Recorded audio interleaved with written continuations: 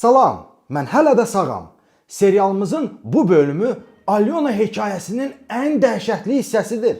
Artıq siz İlham Əliyevin gəlini Alyona Əliyevanın kim olduğunu, Bala Heydəri necə qarmağına keçirdiyini bilirsiniz. İndi isə sizə sərçə Alyonanın özünü əjdaha sayan Bəylər Əyyubovu necə diz çöktürdüyünü görəcəksiniz. Bəli, mən sizə Azərbaycan tarixinin ən böyük korrupsiya hekayəsini danışacağam. Balaca Heydərin ailəsinə toy günü verilən ən bahalı hədiyyədən. Necə oldu ki, əvvəlcə ata Heydər Əliyevi, sonra oğlu İlham Əliyevi və onun ailəsini qoruyan Əliyevlər ailəsinin ən yaxın adamı olan Bəylər Əyyubov birdən-birə vuruldu. İlham Əliyevlə Bəylər Əyyubovun arasına kim girdi? Bəylərin vurulmasının səbəbi nədir və ya kimdir?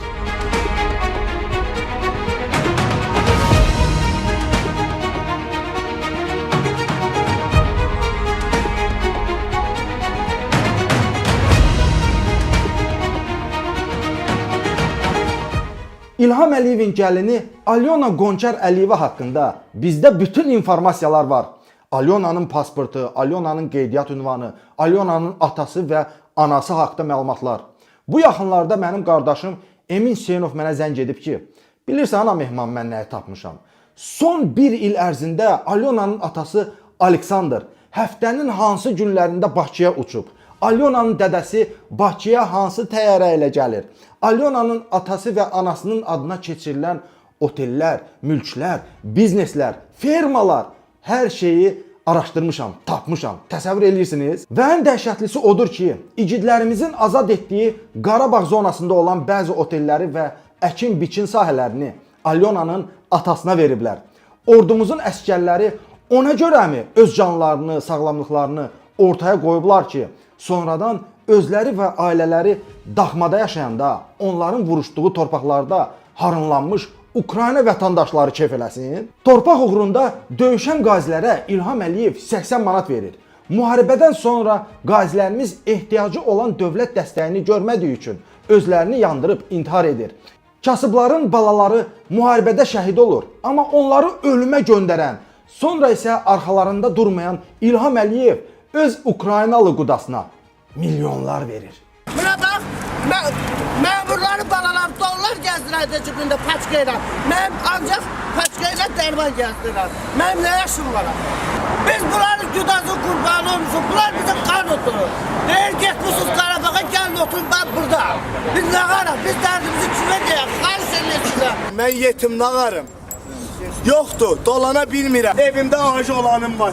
Kim köməklik edirsə eləsin Allah rızası üçün. Evimdə vallahi çörək pulum yoxdur. Allah'ımızdan olsun bugünkü gündə mənim yoldaşım pusuyan donqayıb tapab verə bilmirəm. Yoxumdur vallahi. Bu araşdırmalar, bu kinolar mənə çox baha başa gəlir. Mən həyatımı ortaya qoyub sizə həqiqətləri çatdırıram. Bu kinoların ortaya çıxmasına əməyi olan şəxslər var və mən onlara minnətdaram. Qaydaq kinomuzun əsas hissəsinə, Bəylər Əyyubovun vurulmasına. Bir şeyi bilməlisiniz ki, İlham Əliyevin vədlərinə, sözlərinə heç vaxt inanmaq olmaz. Onun üçün müqəddəs bir şey varsa, o da puldur. Təsəvvür edin, İlham Əliyev o qədər şəxsiyyətsiz adamdır ki, illərdir onu və ailəsini qoruyan ən sadiq itlərindən olan Bəylər Əyyubovu Alyonanın atası Aleksandr Qonçarova dəyişdi. Bəylər Əyyubova aid olan mülklər, otellər və əkin sahələri zorla əlindən alınıb, Qonçarlara hədiyyə edildi. İlham Əliyev ona canla başla xidmət edən Bəylər Əyyubovun villasını da öz oğlunun ailəsinə verdi. Bəli, bu villa Heydər və Alyonaya ən böyük rüşvətdir. Məhz bu villaya görə Bəylər və İlhamın arasında nifah düşüb. Bu villanın üstündə bəylərin qohumları vəzifədən qovulur. Qollarına qandal vurulub, həbsxanaya göndərilir. Bir neçə ay əvvəl Bəylər Əyyubovun qardaşı oğlu həbs olundu və biznesləri əlindən alındı. Hətta İlham Əliyevin saxta mətbuatı bu villanın yuxarıdan görüntüsünü paylaşmışdı. Amma yazmışdılar ki, bəylər bu villanı hansı pulla alıb? Düzdür, bu villa Bəylər Əyyubovun ən böyük, dəbdəbəli və bahalı villası idi. Amma o, indi Alyonanın atası Aleksandr Qonçara məxsusdur.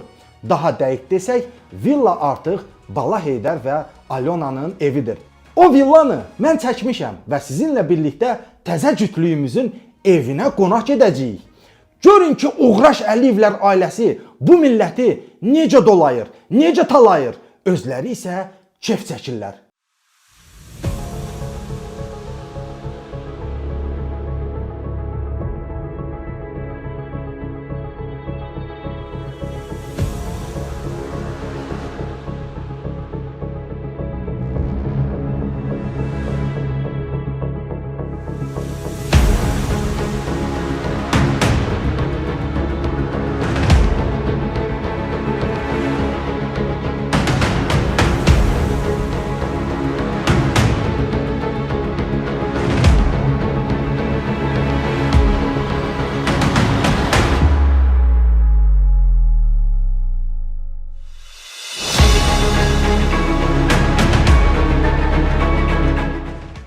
Tanış olun, Bəylər Əyyubovun Bala Heydərə bəxş elədiyi villadır. Buna oxşar villa bütün Azərbaycanda yoxdur.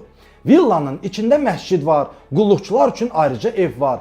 Villanın içərisində Bala Heydərin həkimlərinə və dayələrinə ayrılmış xüsusi ev var. Ən əsası, villanın içində Azərbaycanın xəritəsi formasında basseyn var. Görün bunlar necə əxlaqsız, mənəviyyatsız adamlardır ki, Azərbaycanın xəritəsi formasında hovuz tikib, içində üzürlər. Bəli, bu hovuz Azərbaycanın başına gətirdikləri oyunların bir növ məcazi formasıdır. Onlar Azərbaycanın da sərvətlərinin içində beləcə üzürlər. Hovuza sahib olduqları kimi Azərbaycana da sahib olurlar.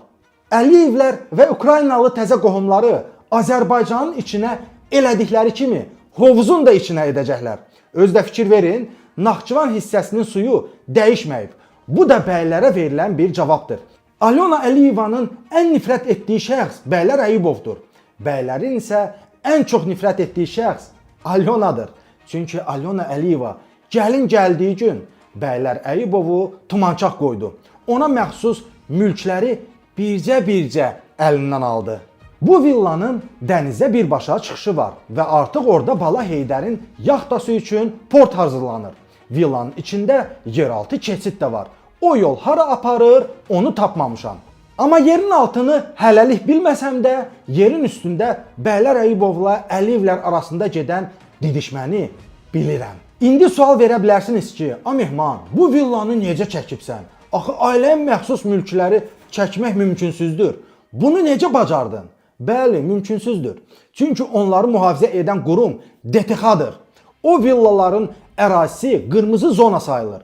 Orada dron qaldırmaq mümkün deyil. Amma necə oldu ki, Mehman onu çəkə bildi? Əli Nağıyev hara baxırdı? Cavab çox sadədir. Əli Nağıyevin və onun donuza oxşayan muavini Ceyhun Şadlinskinin başı Mehmanın və başqa siyasi fəalların şeyinə qarışmışdı. Onlar hansı siyasi fəalların harda, kimlə sevişdiyini araşdıranda Mehman Hüseynov da Əliyevləri araşdırırdı. Mən İlham Əliyevin də, Vilayət Eyvazovun da, Əli Nağıyevin də villalarını çəkmişəm. Sübut etmişəm ki, bu Əli Nağıyev indiyə qədər dövlətin təhlükəsizliyi üçün heç bir iş görməyib. Siyasi fəalları və onların sevgililərini şantaj eləmək iş, peşə deyil. Siyasi fəalların bu ölkə qarşısında açıqlama vermək borcları yoxdur. Amma Əliyevlərin var. Ona görə də İlham Əliyevin evinin içini də, orada baş verənləri də mənə çatdırırlar. Və mən bu məlumatları xalqla bölüşəcəm. Mehman Hüseynov dayanmayacaq. Çünki İlham Əliyev də dayanmır.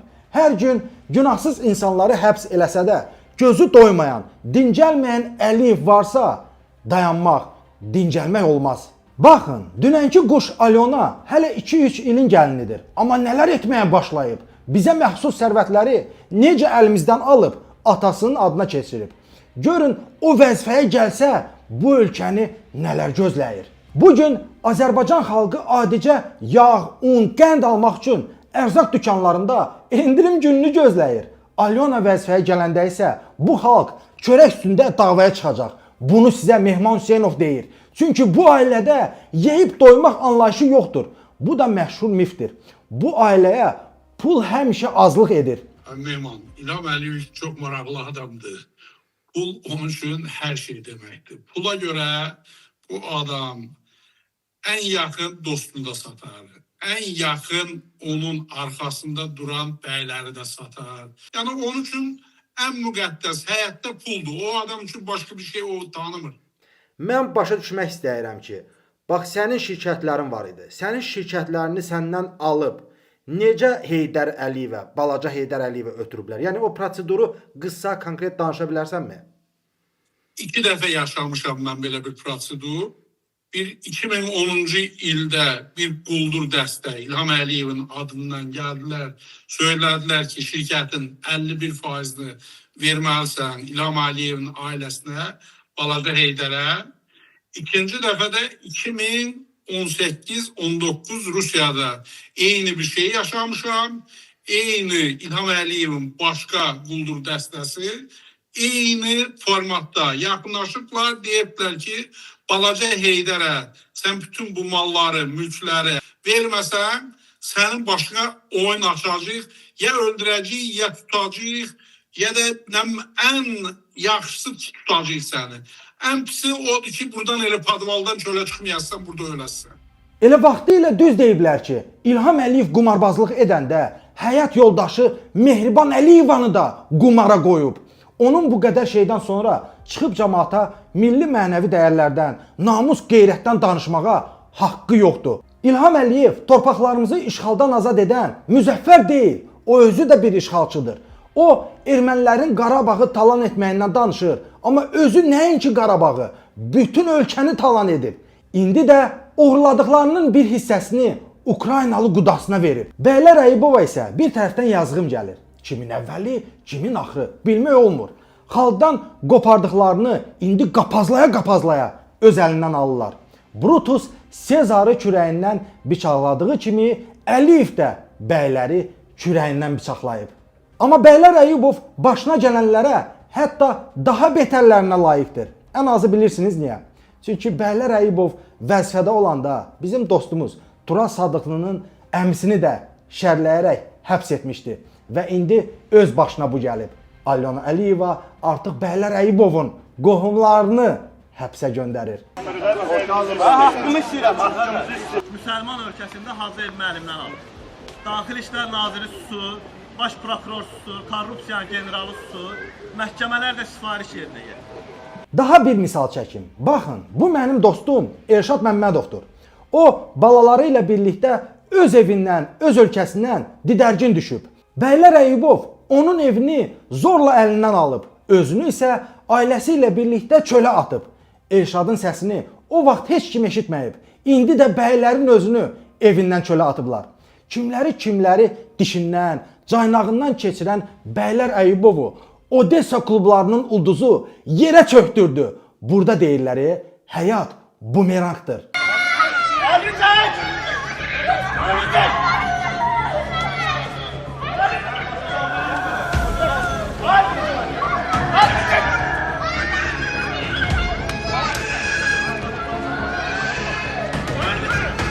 Elə mənim bu videolarımda Əliyevlərə bir bumerangdır.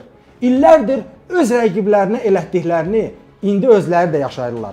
Amma bu hələ son deyil, sonun başlanğıcıdır.